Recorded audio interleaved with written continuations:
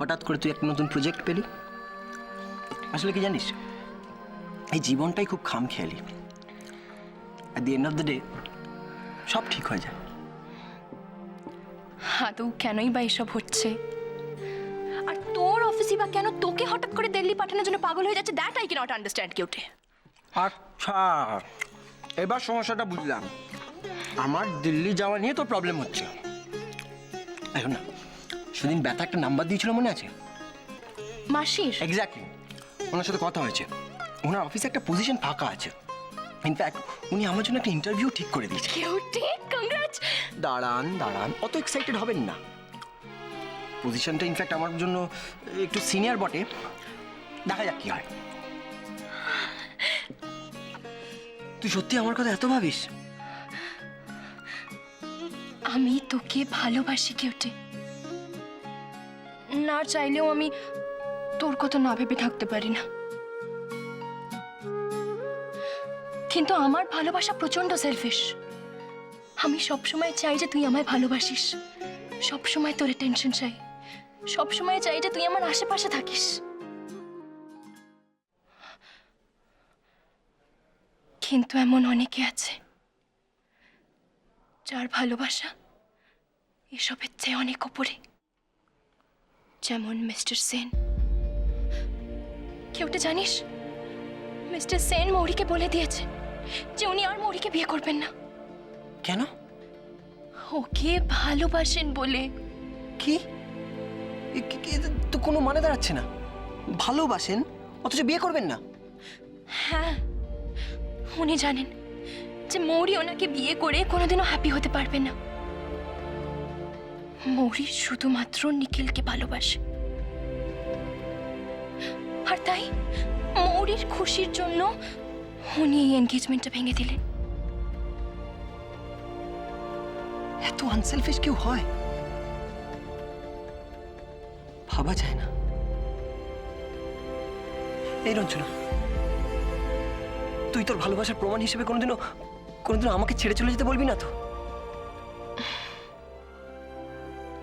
না কেউটে, লাকিলি আমার আনন্দের জন্য তুই আমার যত কাছাকাছি থাকবি ততই ভালো।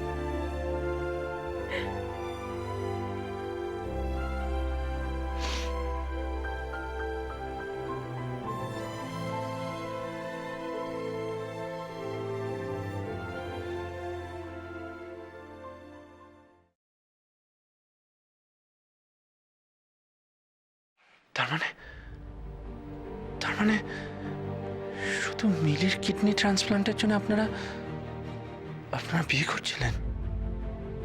হ্যাঁ। তুমি কি ভেবেছিলে ময়ূরাক্ষী আমাকে ভালোবেসে বিয়ে করছিল? তোমার উপর ভরসা করে আমি কি না করেছি? মায়ের সাথে ঝগড়া করেছি, আমার নিজের জীবনটাকে আটকে রেখে নিজের কেরিয়ারটাকে নষ্ট করে আমি শুধু তোমার জন্য অপেক্ষা করেছি মৌরি, শুধু তোমার জন্য অপেক্ষা করেছি। আর তুমি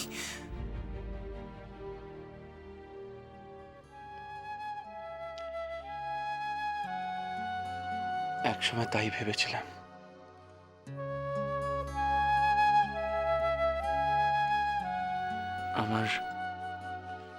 আমার জেলের অভিজ্ঞতা থেকে একটার পর একটা ঘটনা আমার নিজের চোখে আঙ্গুল দিয়ে দেখিয়ে দিয়েছে যে আমি ওকে সন্দেহ করে নিজেই নিজেকে ঠকিয়েছি, নিজেকে ঠকিয়েছি।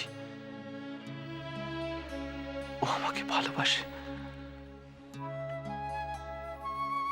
ও আমাকেই ভালোবাসবে সারা জীবন।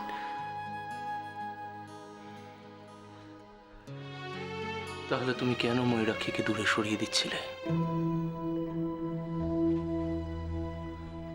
ও তোমাকে ছাড়া সুখী হতে পারবে না জেনেও কেন নিখিল তুমি ওকে দূরে সরিয়ে দিচ্ছিলে? ওয়াই?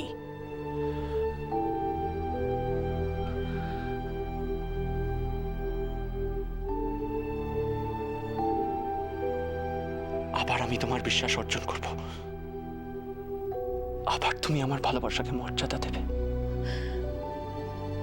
তুমি আসবে আমার কাছে, আসবে। আর আজ থেকে আমি সেই দিনটার অপেক্ষাতেই রইলাম মৌরি। মৌরি আমার আর আমি মৌরির, এটা কেউ কোনোদিনও বদলাতে পারবে না, এমনকি আমরা নিজেরাও না। কিন্তু কিন্তু কি নিখিল, কি? আমার ভালোবাসা নিয়ে ওর মনে সন্দেহ আছে। আমি ওকে বারবার ভুল বুঝেছি, দূরে ঠেলে দিয়েছি।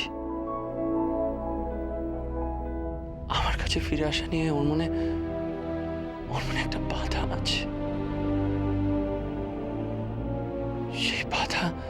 সেই বাধা দূর না করে আমি জাস্ট ফর দ্য সেক ওকে আমার কাছে ফিরিয়ে আনতে চাই না। ওর উপর চাপ সৃষ্টি করতে চাই না মিস্টার সেন। আমাকে ধৈর্য ধরতে হবে। দরকার হলে সারা জীবন ওর জন্য অপেক্ষা করতে হবে। বিনা প্রশ্নে ওকে বিশ্বাস করতে হবে। দূর থেকে ওর পাশে থাকতে হবে, ঠিক যেমন ও আমার জন্য করে এসেছে। কিন্তু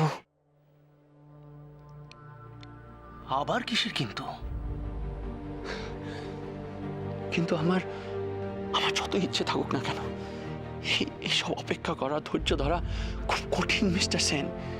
মৌরি আমাকে ভালোবাসে জেনেও আমাকে ছাড়া ও এক ফোঁটাও থাকতে পারছে না। আমাকে ছাড়া ওর একটু মন ভালো নেই জেনেও আমার ওর থেকে দূরে থাকা কতটা যে কঠিন আমি আপনাকে বলে বোঝাতে পারছি না। It's not easy. It's not easy, Mr. Sen. নিখিল, তাহলে দাঁড়িয়ে আছো কেন নিখিল? যাও নিজের মৌরির কাছে যাও। গো নিখিল, গো। কিন্তু ওকে এত সহজে আমার সব দোষ ক্ষমা করে দেবে?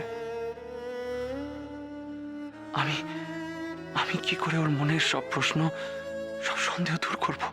নিখিল, তুমি একবার ওর সামনে গিয়ে দাঁড়াও। একবার ওর সাথে কথা বলো। তুমি যা আমাকে বললে তাই ওকে বলো গিয়ে। দেখো নিখিল, আমার বিশ্বাস যে এর থেকে বড় আস্থা আর মৈরাক্ষীর জন্য আর কিচ্ছু হতে পারে না, কিচ্ছু না। Believe me.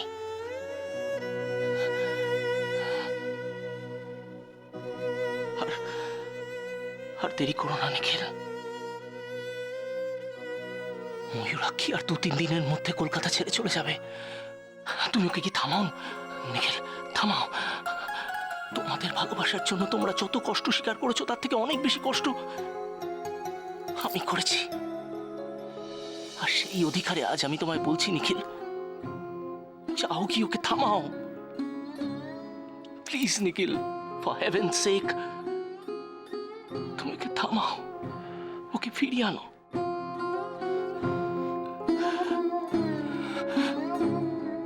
ফিরিয়ে আনো নিখিল, প্লিজ। তোমরা তোমাদের ভালোবাসাকে দূরে সরিয়ে রেখো না নিখিল, প্লিজ নিখিল।